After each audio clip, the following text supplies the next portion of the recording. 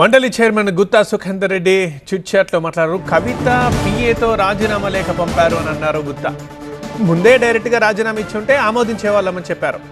కవిత చేసిన కామెంట్పై జడ్జిమెంట్ ఇవ్వలేను అని అన్నారు. గుత్తా ఎమోషనల్గా నిర్ణయం తీసుకున్నప్పుడు చెప్పడం మా బాధ్యత. తెలంగాణలో కొత్త పార్టీకి స్పేస్ ఉంటుందని నేను అనుకోవడం లేదు. సో చాలా పార్టీలు వచ్చి కనుమరుగయ్యాయి అని అన్నారు. గుత్తా ఇక కొత్త పార్టీని స్థాపించి నడపడం కష్టమని కూడా చెప్తున్నారు. గుత్తా ఇదంతా చిట్ చాట్లో ఈ వ్యాఖ్యలు చేశారు. అలాగే వచ్చే సమావేశాలు కొత్త భవనంలో జరుగుతాయంటున్నారు మండలి చైర్మన్. మున్సిపల్ ఎన్నికల్లో అధికారం ఉన్న పార్టీలకు అడ్వాంటేజ్ ఉంటుందన్నారు.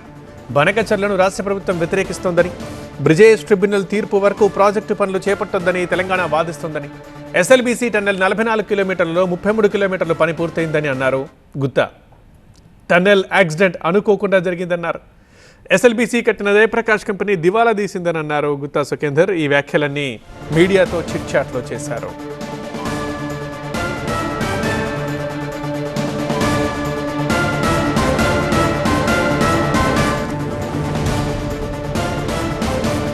వచ్చే సమావేశాలు కొత్త భవనంలో జరుగుతాయన్నారు మండలి చైర్మన్. అలాగే మున్సిపల్ ఎన్నికల్లో అధికారం ఉన్న పార్టీలకు అడ్వాంటేజ్ ఉంటుందన్నారు.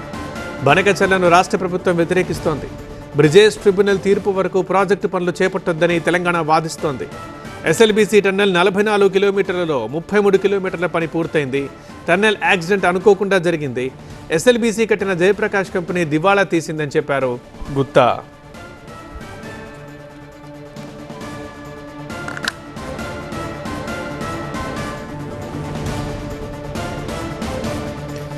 కవిత రాజీనామాకు సంబంధించి కూడా మాట్లాడారు మీడియాతో చిట్ చాట్లో గుత్తా. కవిత పిఏతో రాజీనామా లేఖ పంపారన్నారు మండలి చైర్మన్. ఒకవేళ ముందే డైరెక్ట్గా రాజీనామా ఇచ్చి ఉంటే ఆమోదించే వాళ్ళం.